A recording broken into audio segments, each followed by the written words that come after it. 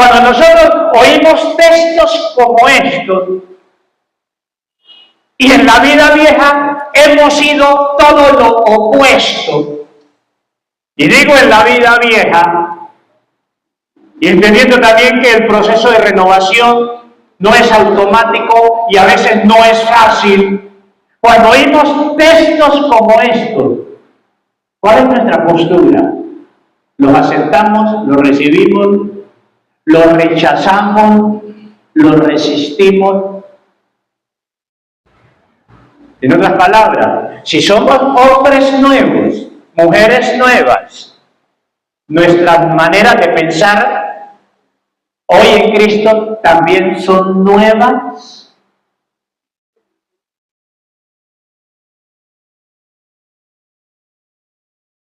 Se me viene esto, no lo tenía codificado, desde lo práctico. ¿Por qué nos cuesta tanto el testimonio? Dar testimonio. ¿Cuál sería nuestro mayor testimonio? Que Dios suplió desde lo económico, que Dios me sanó o que Dios me cambió. Y si es me cambió, ¿en qué me cambió? ¿De qué me cambió? ¿Sabían ustedes que si realmente hemos sido cambiados por Cristo, tenemos mucho que decir? Mucho. Y algo más importante, el haber sido cambiados y el estar viviendo una vida cambiada, ¿sabían ustedes que eso es una manifestación y una evidencia de sobrenaturalidad en nuestras vidas? ¿Sabía usted eso? Porque a veces cuando pensamos en lo sobrenatural, pensamos en milagros fuera de nosotros, o aún en nosotros, pero que Dios me sanó físicamente. Y si Dios ha sanado nuestro carácter, nuestros pensamientos, nuestra manera de pensar, y estamos viviendo muy diferente a lo que vivíamos ayer, ¿no creen, hermanos, que esa es una evidencia de sobrenaturalidad? Y si no estamos mostrando esa sobrenaturalidad, ¿ese estilo de vida es cristiano?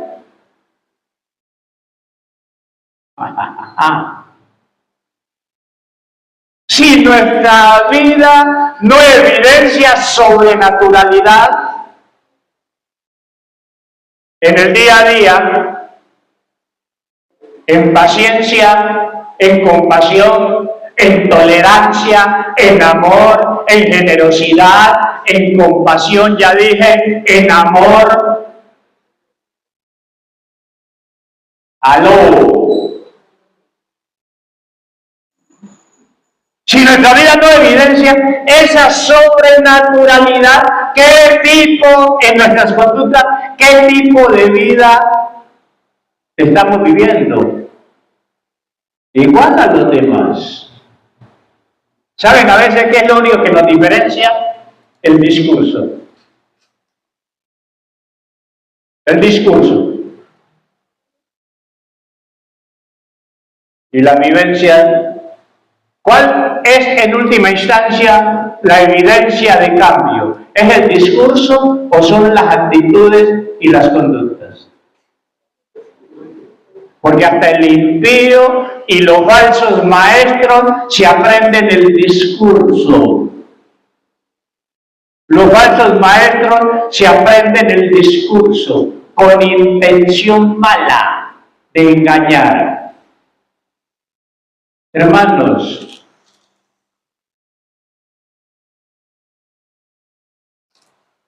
más allá de la renovación mental, miren lo que dice 5.1, que es a donde quiero ir, y otro texto ahora en Gálatas. Sé pues imitadores de Dios, como hijos amados. Y va a mencionar de ahí en adelante algunas áreas, algunos aspectos que van a evidenciar ese estar imitando a Dios. No lo voy a mencionar, pero que tienen que ver con el carácter de Dios, con las acciones de Dios. ¿Qué quiere decir eso? ¿O qué quiero decir con ello? Que el cristiano tiene que mostrar a Cristo, tiene que demostrarlo, no solo predicarlo con palabras, sino predicarlo ¿con qué? Con hechos, demostrarlo, probarlo. Y esto, obvio que va a ser una condición determinante para una oración equilibrada. Porque si yo no estoy imitando a Dios, Dios no siempre me va a responder, ni me va a dar conforme a lo que le pido. Entonces, si nuestro ser está desequilibrado y se convierte en un obstáculo para que Dios conteste la oración, para que Dios respalde la oración, para que el Espíritu Santo respalde mi oración, yo tengo que hacer ajustes. Yo creo que a veces algunos nos frustramos un poquito. Algunos nos frustramos un poquito desde un hecho en nuestro culto congregacional. Y por favor esto tómenlo con pinzas, con mucha sabiduría, y cada uno juzgue en el temor a Dios. ¿En qué aspectos nos podemos frustrar? A veces, un poco. Porque desde nuestra individualidad y en nuestros tratos con Dios, a veces podemos experimentar a Dios desde lo individual, a solas, en nuestras devociones privadas. ¿Cuántos de los aquí presentes experimentan a Dios en sus devociones privadas? Perciben la presencia de Dios, no solo emoción, perciben presencia de Dios, y si tenían un malestar, el Señor lo quitó. Si estaban débiles, fueron fortalecidos. Si tenían temor, vino paz, vino confianza, vino seguridad, vino fortaleza. Y cuando llegamos a ministrar a un grupo, parece que hubiese un bloque de cemento. ¿Y cuántas veces nos frustramos? Y en alguna medida, el hecho no de la frustración, sino de que no sucedan las mismas cosas con el grupo que suceden a nivel individual, pueden ser obvias y normales. ¿Por qué? Porque uno es tu nivel, uno es tu compromiso con Dios individualmente, y otro es el compromiso del grupo. Y como Dios coloca condiciones, aunque mi condición esté buena, no necesariamente, si yo oro por alguien que tiene una condición que no se ajusta a Dios, conociendo la verdad, podría ser normal que Dios no conteste esa oración. Y yo pregunto, ¿esto es acertado o inacertado? Esto último que dije. Porque a veces en nuestra intimidad a solas suceden cosas gloriosas, y cuando llegamos al grupo no sucede nada, entre comillas, no sucede lo que queremos ver. lo que queremos experimentar, igual o mayor a lo que experimentamos a solas. Porque otra vez, una es mi condición, mi transparencia delante de Dios, mi disposición a ser imitador de Cristo, a soltar lo que tengo que soltar, a morir a mí mismo, y otra es la decisión de cada hermano. Son cosas muy distintas. Pero aquí tenemos un desafío. El 5:1 de Efesios. Ser imitadores de Dios. Y más allá de Efesios 5, en el libro anterior a Efesios, en Gálatas capítulo 4, el apóstol Pablo, desde las deficiencias, algunas deficiencias en los Gálatas, va a decir allí en 4:19, hijitos míos, por quienes vuelvo a sufrir dolores de parto. Y dice Pablo que esos dolores de parto se le acabarán ¿cuándo? Hasta que Cristo sea formado en vosotros. Los dos términos que quiero que tengamos presentes es ese llamado de Dios a que seamos imitadores de Cristo desde la realidad de Cristo formado en nosotros. Y yo lo dejo así, pero seguramente la lógica va a decir que primero Cristo debe ser formado en mí para yo poder ser imitador de Él. Y aquí toco en última instancia el elemento que nos ha detenido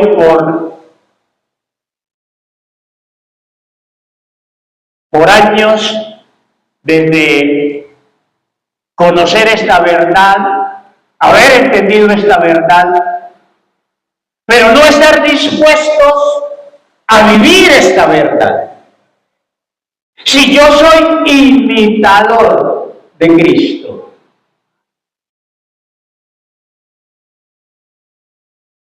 y vendrían diferentes áreas, diferentes facetas, en las que debo ser imitador. Si Cristo ha sido formado en mí, y el haber sido formado en mí, pues debo vivir como Él vivió. Pero soy consciente que nosotros mismos colocamos la barrera. Nosotros mismos colocamos la barrera. Y Cristo no es formado en nosotros porque no lo queremos imitar. Y en ese imitarlo es ponernos a lo que Él se expuso y a lo que Él tuvo que vivir. Pero miren que Jesús no engañó a nadie. Jesús, en sus llamados a que le siguieran, Él fue claro. Si alguno quiere venir en pos de mí, ¿qué es lo que debe hacer? Primero, niéguese a sí mismo. Mande para la basura, mande para la Patagonia, pisotee todo lo que usted cree que es y lo que usted quiere ser. Niéguese a sí mismo.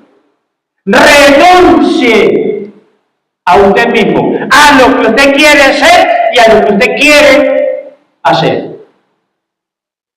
Y eso ya es duro, y eso ya es difícil. Y doña Papa va a decir, tome su cruz y sígame.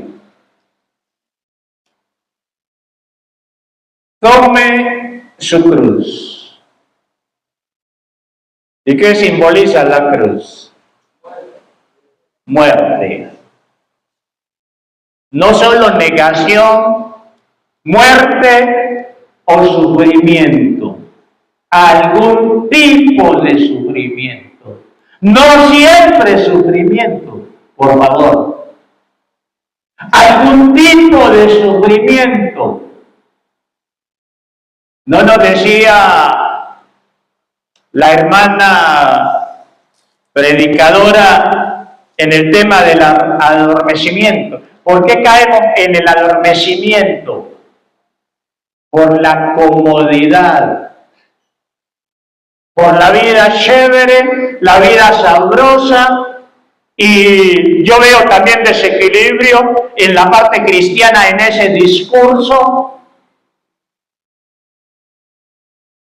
Y yo no sé cómo nos desequilibramos en ese sentido cuando ciertamente hay promesas de bendición de parte de Dios, de bendición material, de bendición física, podríamos decirlo, de bendición económica, pero por otro lado, la otra cara de la moneda, la Biblia nos dice, otra vez, este llamado de Jesús, si alguno quiere ser mi discípulo, primero niéguese a usted mismo, tome su cruz y sígame. Y eso no es fácil.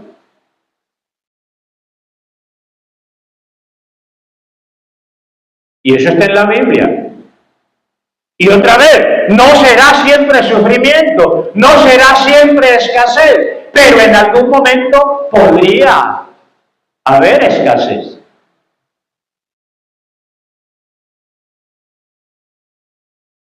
Y allí nos desequilibramos.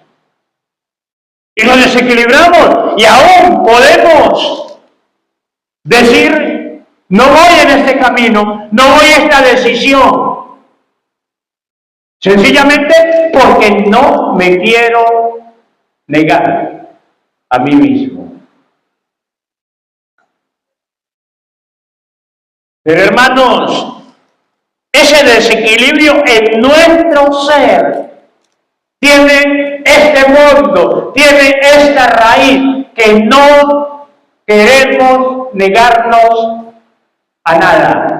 De lo que es contrario a lo que yo quiero, a lo que yo considero que es lo mejor para mi vida, aun cuando la Biblia, el que decimos que es nuestro Señor, nos lo esté pidiendo. Y yo preguntaría, ¿ha sido formado Cristo en esa vida? ¿Esa vida está siendo imitadora de Cristo?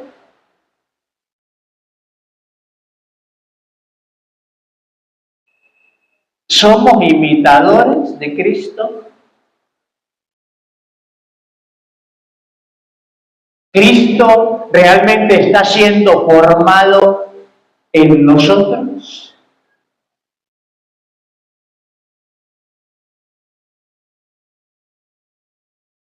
Y no queremos ser imitadores de Cristo, pero queremos ser llenos del Espíritu Santo.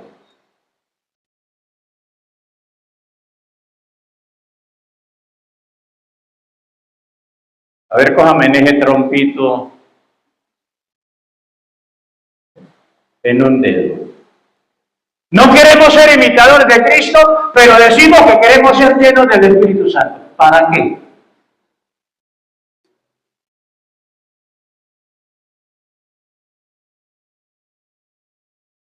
entendemos la dimensión de esto, de ser imitadores de Cristo, desde Cristo haber sido formado en nosotros. Y para que Cristo sea formado en nosotros, tenemos que negarnos, renunciar a muchas formas, a muchos estilachos, comenzando por la pereza, el conformismo, la mediocridad. ¿Qué tres cosas dije? La pereza, el conformismo, la mediocridad. Porque tendríamos que identificarnos con los anhelos de Dios, los propósitos de Dios.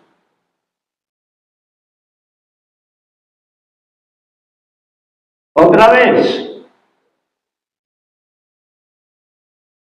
queremos ser llenos del Espíritu y hay facetas del fruto del Espíritu que no queremos vivir. Mas el fruto del Espíritu es en toda paciencia, mansedumbre, benignidad, bondad, templanza y cosas parecidas. Todas las cosas parecidas a eso. Y realmente anhelamos esas cosas. Y si no quieres vivir esas cosas, ¿para qué pides llenura del Espíritu Santo?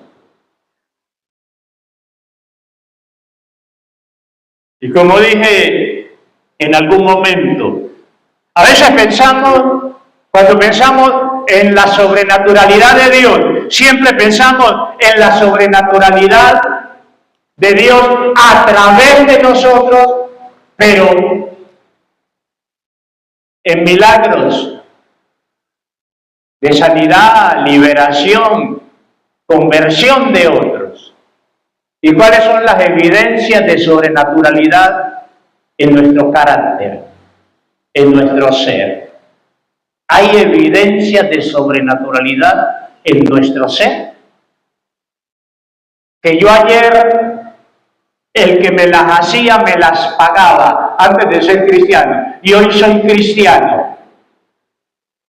O digo ser cristiano. Quizás alguien dirá, el que me las hace no me las paga al pie de la letra como era ayer, pero alguito tiene que pagarme. Pero limpio no se me va.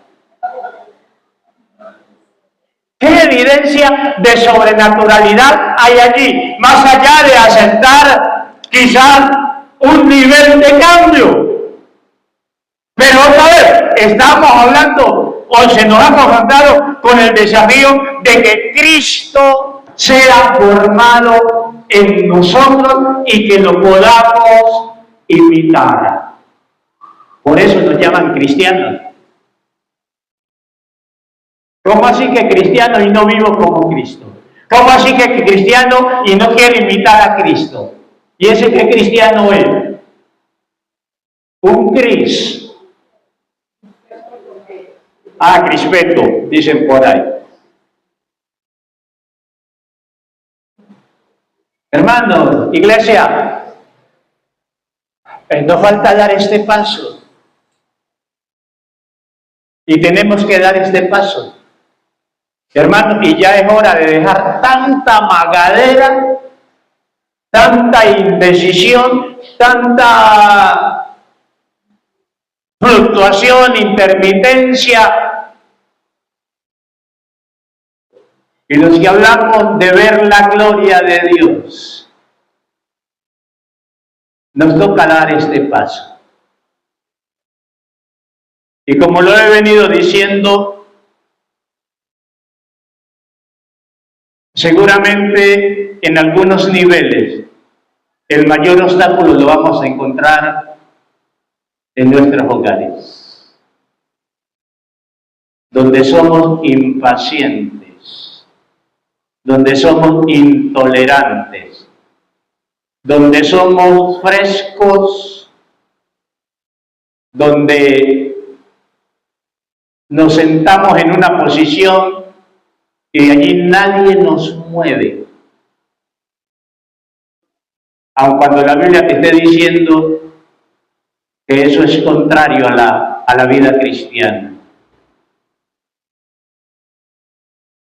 Y es una situación que seguramente abarca a la familia en todas sus direcciones, en sus relaciones. No solo esposos, también relación padres-hijos, relación entre hermanos, relación entre familiares.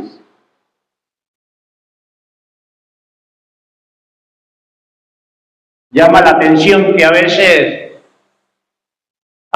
las peleas en los hogares, a veces quizás no se den por abusos o situaciones feas en sí entre los esposos o entre padres a hijos, pero a veces se dan quizás entre los familiares, esposos que prefieren a sus familias por encima de las esposas, honran al familiar y no a la esposa, viceversa, olvidándonos el mandato bíblico que dice: dejará el hombre a padre y madre y se unirá a su mujer y los dos serán una sola carne. Y yo entiendo lo complicado a veces que eso puede ser cuando no se vive una vida cristiana genuina y de intimidad con Dios. Como yo a veces he dicho, mi esposa no tiene mi sangre, ni yo tengo la de ella. Yo no soy su familia en la carne. Pero si el vínculo en la carne vale más que el vínculo espiritual, estamos viviendo en la carne. Cuando el vínculo en la carne pesa más que el vínculo espiritual, la realidad en espíritu es débil. ¿Por qué? Porque cuando hay verdadera intimidad con Dios, mi primera prioridad, mi afán es agradar a Dios, no a la familia. Porque usted estableció un vínculo espiritual. Y yo sé que hay, y con esto la Biblia tampoco no dice que tú debes despreciar a tus familiares. Pero ese es un vínculo primero en la carne. Y a veces fallamos allí. Y por eso el Espíritu Santo nos resiste. Algunos dicen, cristianos, uy, por mi familia, todo. Y aún, cuidado, esta es una familia en la carne, en el espíritu. Y cuando estás enfermo, ¿quién es el que ora por ti? ¿Quién es el que ayuna por ti? ¿Es tu hermano en la carne? Y ojo, cuidado, seamos nivelados, equilibrados. No estoy diciendo que no debes amarlos. Tienes un compromiso con ellos. Pero otra vez, ¿cuál vínculo es mayor? Y lo digo con respeto y con temor. Pero es una realidad. Cuando ni sabemos si en la eternidad, con qué familia vamos a estar. Lo digo con respeto y con temor. Así desequilibrados somos. Y por eso el Espíritu Santo nos resiste, o se resiste. Y a veces tenemos pinceladitas, el Espíritu Santo nos moja los pies, pero el nivel nos sigue, porque tropezamos fácilmente desde asuntos humanos terrenos, porque Cristo no ha sido formado en nosotros y no le estamos imitando. Y así como el apóstol le estaba diciendo allí en Efesios, de esa pasada manera de vivir, renovar el espíritu de la mente y comenzar a pensar de manera diferente. En cuanto a esas malas conductas, seguramente habrá muchas otras cosas que al nacer de nuevo, al nacer espiritualmente, hay muchas cosas que hay que renovar. La mente necesita ser renovada a la luz de los principios de Dios. Hermano, y si esto no es una condición 1A para que Dios responda la oración, entonces todavía no nos ha amanecido.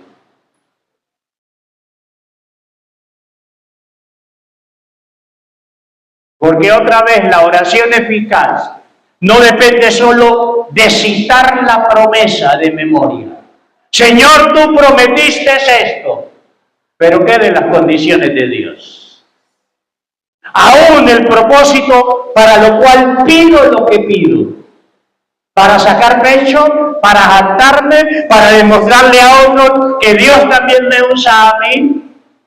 ¿Y en dónde está la humildad? ¿Y en dónde está la mansedumbre?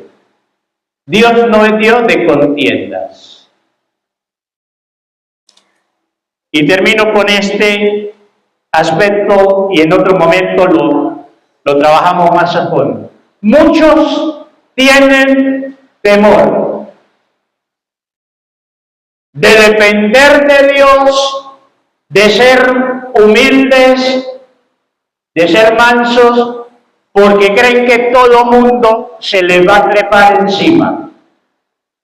Y la pregunta, ¿qué va a hacer Dios frente a esas situaciones adversas cuando estás en lo que estás o tomas la actitud que tomas por agradarle a Él? Mi pregunta, ¿será que Dios te defiende o no te defiende? Y si realmente creemos que Dios nos defiende, ¿por qué somos tan ariscos? Decimos en nuestros medios, en algunos de nuestros medios, cual animal no domado. ¿Por qué somos tan ariscos para aprender humildad? Porque todos, frente a cualquier situación adversa que denigre de nosotros, que nos lleve a un menoscabo, a una idea contraria a lo que somos, la tendencia es defendernos, argumentar. Y miren el dilema en el que caemos. Para unas cosas decimos que dependemos de Dios y para otras somos nosotros los que nos defendemos. Y sin embargo decimos que Dios todo lo puede, que Dios cuida de mí, que Dios es mi Padre, pero para unas cosas acepto que me cuida y en otras no acepto su protección, su cuidado. Hermanos, Dios que nos pide lo que nos pide, Dios se encarga del resto. Hermano, y si no creemos eso, toda la vida vamos a vivir una llamada vida cristiana a medias, mediocremente, nadando en dos aguas, jugando a espirituales en un momento y jugando a carnales naturales en otro momento, desequilibrados en nuestro ser. Y aquí nos toca tomar la decisión, o somos o no somos. O somos cristianos, como dijeron por ahí, o somos crispetos. Yo no sé esos manes quiénes sean. Bueno, yo entiendo la mezcla. Y lo vuelvo a decir, yo sé a veces en los contextos tan fuertes, los contextos sociales, en que algunos nos movemos, nos toca movernos. Pero hermanos, si vamos a enfrentar el mundo con las mismas armas del mundo. Si vamos a enfrentar al diablo con sus mismas armas, estamos fregados. Si vamos a enfrentar al enemigo en su mismo terreno y con sus mismas armas, estamos fregados. Y no seremos de impacto.